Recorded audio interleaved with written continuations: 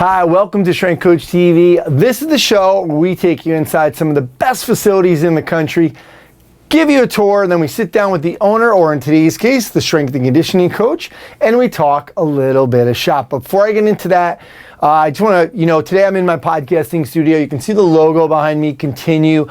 That is my new project. I'm putting everything under one umbrella at ContinueFit.com, and that'll be all my podcasts, Strength Coach TV, and some other resources. One really cool thing I'm doing is if you sign up for the newsletter, that'll kind of, for the most part, just kind of tell you when all my different podcasts or Strength Coach TV comes out. But you'll have access to the Success Series, and that's 5 audio interviews that I did with Mike Boyle, Darryl Cooper-Smith, Alan Cosgrove, Ron McKeefery, and Don Saladino. And we talked about how they became successful. So there'll be a link to sign up for that, and you'll have access to that. But anyway, for today's show, I'm heading out to Plymouth, Michigan, and you might have seen the youth training roundtable that I did with Jim Kilbasso, Brian Sippets, and Darryl Nelson. And Darryl is the strength and conditioning coach for the National Team Development Program, the hockey team. And so we went out to the USA Hockey Development Center in Plymouth and talked to Darryl. We got a nice tour of this beautiful facility. 2 years ago, they moved from Ann Arbor over to this facility, to Plymouth, and USA Hockey, they own the rink, and so the development team rents from USA Hockey. It's kind of confusing, but Darryl goes over all of it. But what they did was they built and added like a piece to the rink, and they made a strength and conditioning facility with a place to shoot and some other stuff in there. Really great stuff.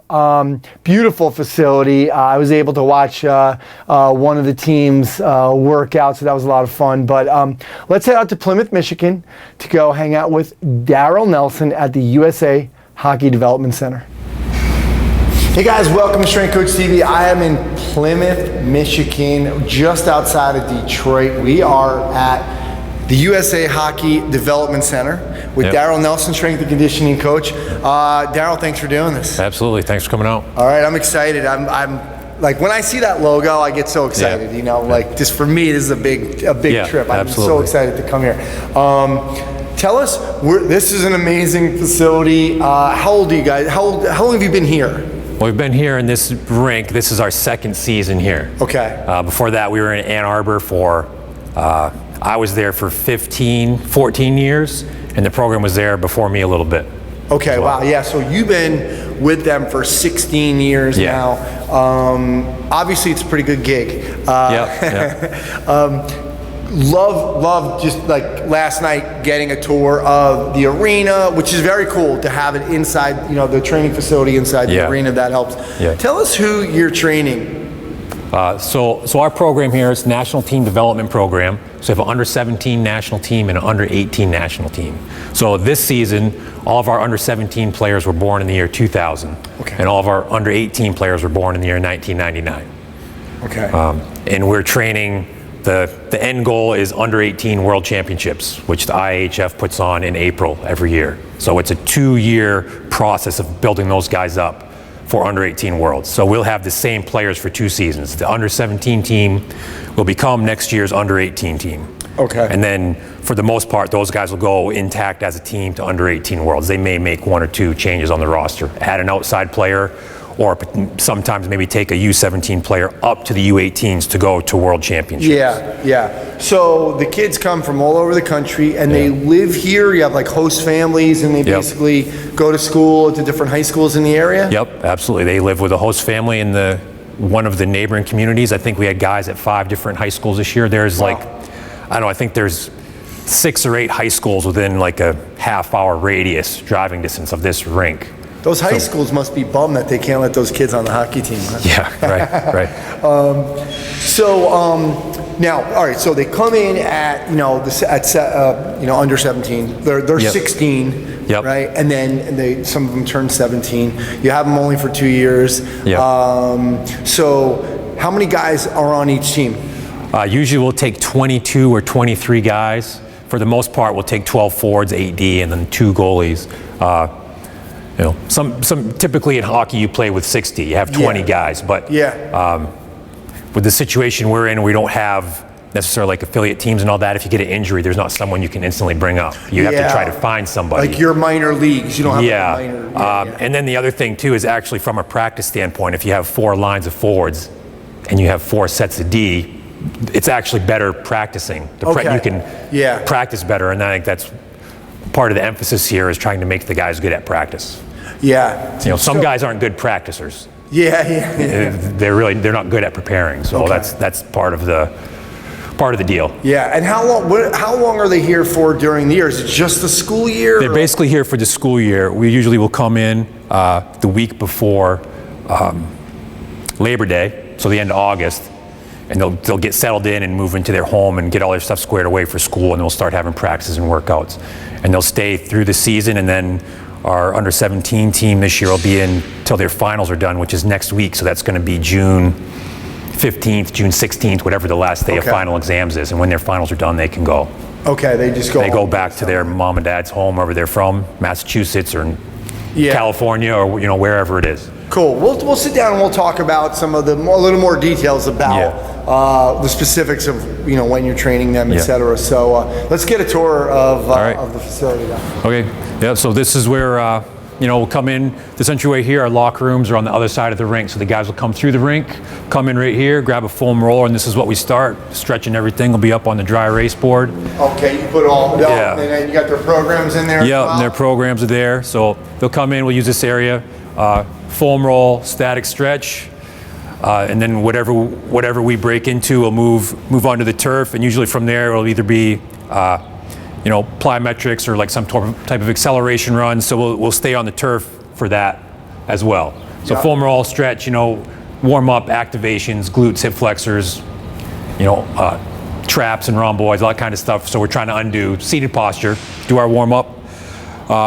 And then from there, we may throw medicine balls against the wall. So we have big open, I really push for having the whole back wall concrete to be open. So we had a lot of medicine ball space, and a lot of wall space for stretches and, shoulder wall slide type of things. So I really want a lot of room for that. And you were saying, we have a nice open door here. Yeah. So you helped, obviously, you had a lot of input into the design of the facility. So tell us, this is something that comes up that people don't realize.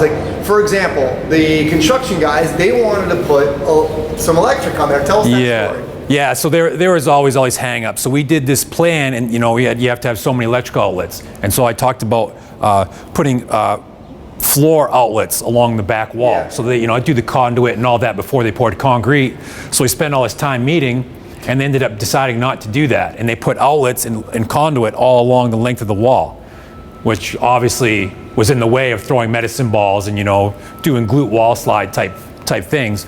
So they had to come back and take it all out and redo it. So every no matter how much you communicate some stuff, it never really got through. So that was one hiccup we had. Or the other thing we talked about was this overhead door. When I originally made my plans and my ideas, I wanted the overhead door on the end. Yeah. Theoretically, we could open the door and we could start farther down, and we would have even a longer sprint lane than what we have now. And this is 43 yards by 10 yards. This turf, so it's pretty big already. So I can't complain. But the grade of the existing parking lot was such that if you were to go outside here, the sidewalk is 4 or 5 feet up the wall. Yeah. So in order to have a door down there, we would have had to rebuild 4 or 5 acres of parking lot just to change the grade. So it wasn't very practical. Yeah. So this was the next best solution here, because this was where it was low enough so you could just have a small step to go in and out. Yeah, and you still have a step. It's probably a 6 or 8 inch step, but if we made it all the way down, it would be lower than the grade of the parking lot. It would be an issue for just melting snow and rain and stuff coming in here. Yeah. Cool. All right, so where are they going next? So after we'll do whatever plyometric, jumping, bounding, sprinting type stuff. In our season, we'll use a drive sled, so we'll use this space here as well. We got good width here, so we can use 5 drive sleds at once. Yeah, wow, nice. So that's, you can get a lot of guys through pretty timely. Then from there, they'll start their strength training program. So we'll usually start on our recessed platforms here, a clean or a snatch or a push jerk or a jump squat, some kind of an explosive lift. How many stations are here? You have what, 7? This is 6. 6. So we have 6 recess platforms and 6 of the Perform Better half racks, and so there's 5 of the connectors between the half racks. Yeah. So we have 11 chin-up bars, which is great because everybody on the team can be at the same portion of their workout at the same time. Yeah. You know, you don't have to flip-flop guys around. There is not some guys here pushing the sled and some guys up here doing, bench press or something. Yeah. Everybody can be doing bench press, or everybody can be doing chin-ups, or everybody can be doing the sled all at the same time. Yeah, so it gives you a lot of flow. These are matched up too, Yeah. This is matched. Yeah, so the platforms are in line, and that's, again, one thing when you're planning all this stuff, it's a lot of communication, like with Jeff Tax at Perform Better, getting all these specs and drawings of the sizes and dimensions of the racks, so that when we put the flooring in, the flooring guys knew where to put everything. Yeah. So that when we got the racks here and assembled them, everything lined up. Yeah. The platform wasn't here halfway between the rack and the connector. Yeah. The platform was in line with the rack. So it's a lot of planning ahead of time. Yeah, and this was an existing, so like the wall we're looking at now behind you, that's part of the rink. Right, so that used to be the exterior wall of the rink. So we're in here now, USA Hockey built this onto the rink after they bought the rink. Yeah, this room. So which is why you see the wall goes in and out, it's not straight across. And you can see the rough texture of it is like the exterior of the rink out here. Yeah, and that's why, again, you were saying there's obviously considerations that go into it because of that. Like, you weren't going to put the racks on the other side behind you now, because then this part was going to. This would have been the medicine ball wall, which would have been this rough wall, and or they would have wanted drywall over it. So I wanted the straight wall for medicine ball throwing, and the area that was straight for like running and sprinting. I didn't want this jagged wall here and then guys are trying to run up and down. Yeah. So I wanted the weights to face this way because it was the existing part of the rink and it wasn't straight. Yeah. It was the most effective use of space. So we kind of have some dead space here, but it gives us access to the door there. It doesn't block the entryway. Cool, Coach Boyle has those recessed slide boards. Did you guys think about some of that? That's one thing. That's like the first thing Jeff Tax had told me, but I really didn't want that because I wanted my turf area to be as universal as possible. Okay, yeah. So I didn't want to recess the slide boards in there. You can just put them there and then move them. When you get 20 guys doing it all at the same time, it's not a big deal moving the slide boards. Yeah, true. Yeah. Let's go, obviously, it's pretty much the same all down here. Yeah. But you have also a skating treadmill here, right? Yeah, there's a skating treadmill back there in the corner. And that's, again, one of those things you talk about considerations. When they were talking about doing this room in here as an off-ice shooting area. Can we see that? Yeah. And it's an okay space, but it's really not super big. And they were really talking about having a little shooting area and the skating treadmill in this room, but it's not big enough to do that. Yeah. It's really hardly big enough to shoot. If you, hockey rink is 60 feet or 64 feet from the blue line to the goal line. Yeah. And this is only like 35 feet. Yeah. You don't get a lot of shots standing right in front of the goal in a hockey game. Yeah. It doesn't happen. You get clocked if you go there. Yeah. So I think in the future, what I would love to see happen is that eventually they would build like a real off-ice skill area. Yeah. Do a build out on the back of the rink or something and move the skating treadmill in here. My original plan was in that corner, I wanted to have some of the Kaiser multi-fit cable machines. Oh, okay. Some of the pneumatic machines would be a great addition, but we didn't. I think those are extremely nice to have. I think you can still have a good program without them. I would love to have some of them, but I really don't have a place to put them with the skating treadmill getting bumped out into the weight room. Yeah, let's go check out that area. And you don't have any, did I not notice any cable? No cable machine. No cable machines, unfortunately. I would really like to have that, but again, it just didn't. Hopefully in the future that skating treadmill will get moved. So you felt like there wasn't any other area? Yeah, I didn't want to put it in the turf because I wanted the open space. Like this area around here it's like all industrial parks. It's really built up, so there's no green space. It's like this is it. This is the only open space we have. There's there's no grass to go run on or anything. Okay, so you really need. So even in the springtime when it's nice out, we really don't have the option of going outside and doing a bunch of stuff. Wow, cool. Let's go check out the treadmill. Yeah, sure.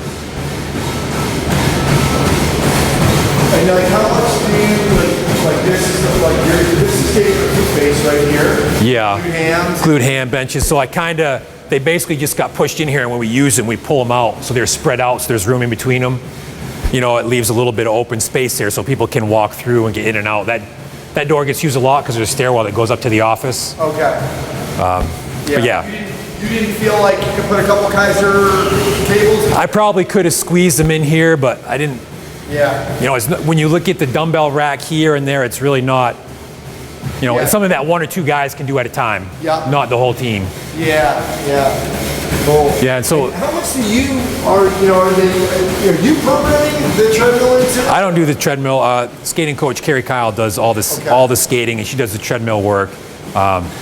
You know, a lot of people get angry when you talk about skating treadmills for some reason. And I think and it really Jim told us the same thing. Yeah, I think the problem is that a lot of people are using them as like a conditioning tool and a bag skate tool, and they don't really have a skating coach running it. You know, they get a stopwatch technician. Go skate fast, stop. You know, they're playing Eye of the Tiger, you know, the Rocky theme music or whatever. But really, the benefit of the skating treadmill is all about skating mechanics and alignment. When you're skating right in front of the mirror, you know, you draw a black line in the middle so you get an idea of weight transfer and things like that. That's really the benefit of the treadmill. It's not a conditioning tool. It's not a power and speed development tool. It's a skating mechanics tool. And when people use it for that, and Carrie always uses it for that, that's really when you get good results. You know, we've had guys come in and they're kind of a marginal skater, and the coaches will get those specific guys on the treadmill with Carrie before practice, after practice, you know, whatever it is.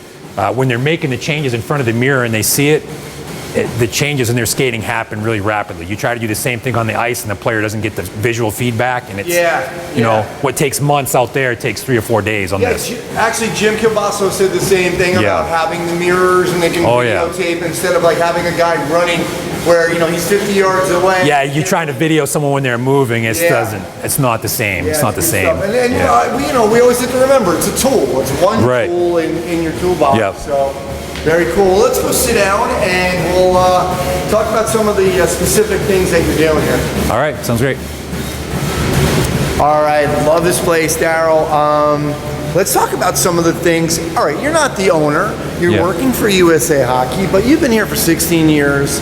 And you have, you know, obviously this is your family, and this is very important to you to make sure that all of this was done right. So we'll act like you're the owner.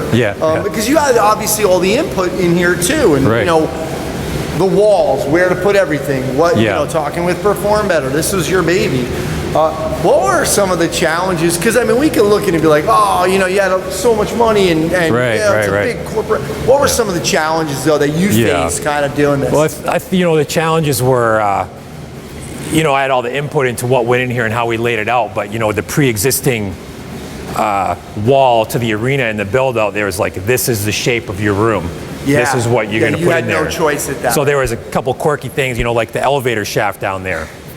You have to have it, building code, you have to have an elevator to get upstairs. It's required. You know, and they were like, manager and everybody, at first they talked about putting it out here by the overhead door. I'm like, well, I don't want it in the turf area. I'd rather bump it over there. I'm not going to, it's right in front of the door. I'm not going to put, you know, there's a door that goes out into the ice rink.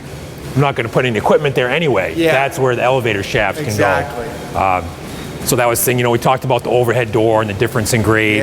These things come up and they take time. They do take time. Because now you had to, now they had, like you said, you can still see, almost looks like we can see that. They painted over, they took the outlets out because they didn't get recess in the floor. You know, the other thing too is you're just always meeting on guys and you're going back and you're telling them the same thing over and over again because everything, they're not strength coaches. They're architects and engineers. So they don't know why you're doing what you're doing. They're just trying to fill the specs that you give them.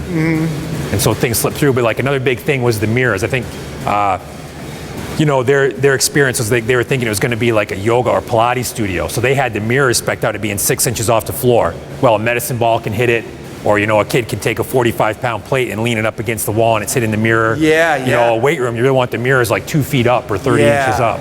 Those are all things. You got to make sure you're really on top of these things.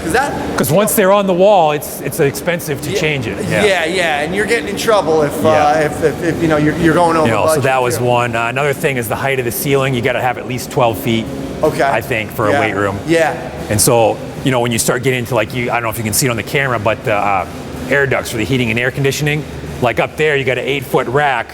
The bottom of that duct is like 8.5 feet. Okay. So we had to spec it out. You know, you go back to like, you got to get the floor guys to put the recessed platforms in the right place, and it's got to spec out so that when the half racks are connected and they're lined up, the chin-up bar wasn't right underneath the air duct. Yeah. Someone's going to be hitting their head every time they do a chin-up. Yeah. You know, so it had to be, you know, like 6 inches would make a difference on a 64-foot line of racks and connectors. So it's a lot of planning and double checking and going over things over and over and over again. Yeah. You know, those are some of the challenges. And like you talked about with the treadmill, like, you know, you couldn't do it there. Yeah, you needed that. You know, everybody thought that planning-wise, you know, like managers and architects, oh yeah, that space is going to be plenty big enough. Then when it's actually built and you look at how close you really are when you're shooting, there's no way we can put a skating treadmill in there. You know, but they didn't realize it till it was built, till the walls were up, you know, and it was enclosed. Yeah, and don't forget too, I think what people might be saying is, you know, we saw that room and it's a decent size. It's a nice space. It's a decent size for the average facility, but we're talking, I mean, we're trying to build elite athletes. And it's they also already are elite athletes, and now we're building them to another level. It's also okay for 1 or 2 guys at a time. Yeah. You know, if you're trying to do some sort of a team thing where maybe you got a few guys out here doing some sort of a skill and other guys in there, you know, you're looking at having a group of like 5 to 8 guys. You know, a 35-foot shooting lane for 8 guys isn't that big. Yep. You know? So we talked about having some, you know, that might be one of the regrets or things you wish you could have had, but was there anything that you kind of looked at and said, man, we shouldn't have done that, and I wish we would have done this? That was in your control, I mean, not really. Okay. No, I mean, I think for the most part, to actually do the structure of the weight room, ideally you want a big rectangle. Yeah. That's pretty much it. Yeah, it was kind of nice. You know, so there's not really anything in here I'd be like, you know, I wish I didn't do that. You know, like I said, I would like to add the Kaiser machines. That's really the only thing we don't have that I think would be great to have. Yeah. So I don't have any regrets. The other thing that was kind of a barrier is communicating to someone as to what you mean by a recessed weightlifting platform. Okay, you know, listen up to this. We got to figure out something different to call it, because an engineer is saying a recessed platform. That means I have to have an indentation in the concrete when we pour the floor. Yeah. They want to do all this extra concrete work, and it's like, no, you just pour the slab flat, and then we're using different colored flooring, or it's hardwood flooring and rubber, or different colors of rubber that are making the drop zones in the middle of the platform. Yeah. And that was incredibly hard to communicate to the architect for some reason. I wasn't semantics, I guess. Yeah, right? They really didn't grasp what I was trying to have done. It was really hard for me to get them to understand that. So obviously I didn't explain it well, I guess. Did they do something and then you had to redo it? No. We got it right the first time, but it was several months of rehashing this thing before it really happened. You know, there's other quirky stuff that goes on, like when they first put this floor in, they just spray painted a logo on, and when we started using drive sleds, it lasted like 2 weeks. Oh man! They're like, no, you got to make it out of red, white, and blue turf. It can't be painted, or it's going to wear out. So they had to come back and redo this middle part of the turf. Yeah. You know, it was. Oh man, that's cool. But this is a cool piece. Yeah. It came out really nice once they did it. Yeah. You know, the right way. Very cool. Well, we're gonna sit down for a separate episode of getting into a little bit more detail, because this is complicated. This whole USA Hockey thing. It's like. Yeah. You know, I was telling you earlier, like I thought, you know, Colorado Springs, but then that's the Olympic Committee is down there, and then there's the, you know, you're U17 and U18, but then the championships in December or January every year are U20, right? That's U20. Yeah, U20. Also, you guys are the only team in the world that kind of have a program like this. Yeah, we're really the only standing national team. Most of the other countries just form their teams for the tournaments. They're not together all year. Yeah, and then there's no other, like the Olympic teams don't come here to kind of, so it's kind of interesting. We'll talk all about that. And I also want to get some X's and O's, because you know, you're really having them only for 2 years has got to be a little frustrating. So we're going to talk about that when in the next episode. So thanks for giving us a tour here. Absolutely. It's a beautiful place. You've done a great job, and loving it. Thanks a lot. All right. Thanks a lot, Ian. All right.